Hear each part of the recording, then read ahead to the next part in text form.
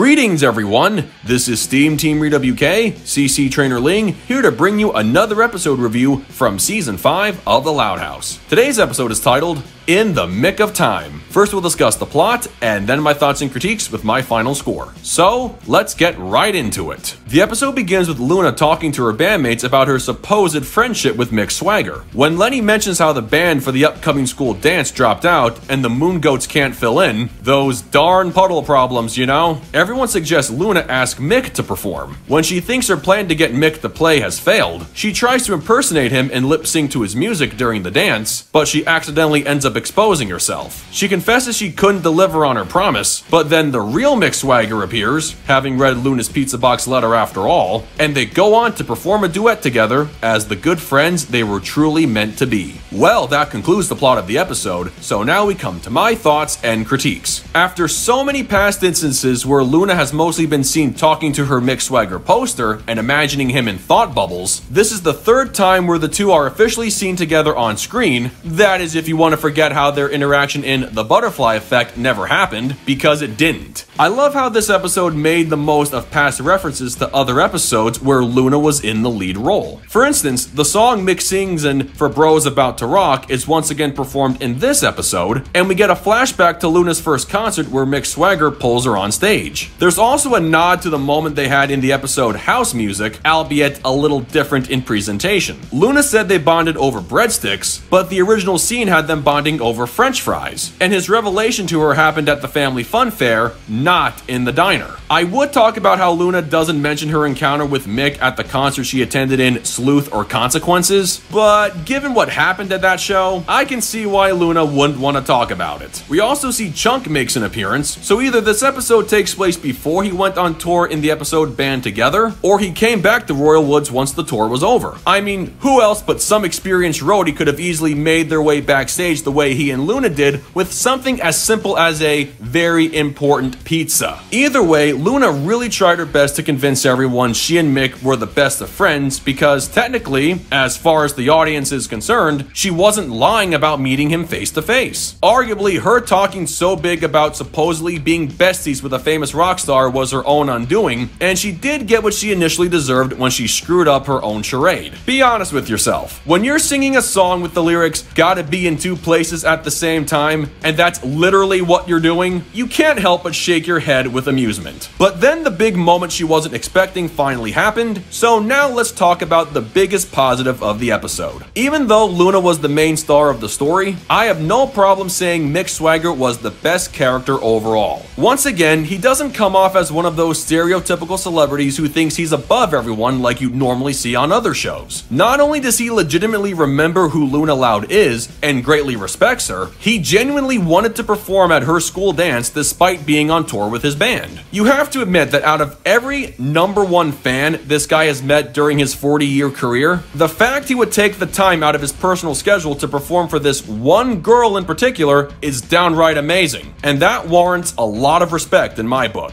Of course, I didn't quite understand why he would just throw away her letter along with the empty pizza box rather than keeping it if he remembered Luna's name, but that's hardly a major problem when it comes to nitpicks, which I do have. Aside from the running gag of puddles around the high school, including the one that conveniently showed up on stage and sent Mick flying into Principal River's arms, the only other problem I did have was with Luna's letter, and how she rather conveniently didn't write down the address of where the school dance was taking place. Mick had to search all over the Tri-County area to find Luna's school, and his explanation came off as understandable, but still a little off-putting at the same time. Maybe she just assumed Mick knew what she was talking about? No matter the reason, he still came through for his #1 fan, and them singing about pulling double duty was the icing on the proverbial cake. And finally, I have to acknowledge Sam. Even if she wasn't all that much involved in the episode, I give her props for being very understanding after her girlfriend effectively lied to her about her relationship with Mick. I don't know what Sully or Mazzy would have to say about this act of deception, but if it's anything like what happened in Band Together, I don't think anything could drive a permanent wedge between Luna and the people she cares about. And I'm just going to say for the record that out of every outfit worn to the Mick Swagger British themed dance, Sam's was the best, and Luna striking that pose with her at the end was simply adorable. I'm a tad disappointed they didn't make the most of it by ending the episode with a kiss, but I'm not gonna complain about what we got. Overall, this episode solidifies a part of Luna's character I never thought we'd see become canon, and that would be her and everyone around her recognizing an official friendship between her and a legendary performer like Mick Swagger, the latter of whom I've come to respect even more than I used to in his previous appearances. I enjoyed the past references to the first season, the story was predictably entertaining for someone like Luna, and the final moments of the episode were very well done.